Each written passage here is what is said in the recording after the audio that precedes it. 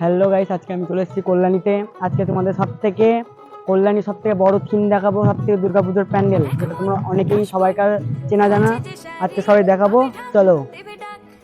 এই নৈহাটি স্টেশনের সামনে এসে এতটাই কাদা ছিল আর প্রচুর বৃষ্টিও পড়ছিল।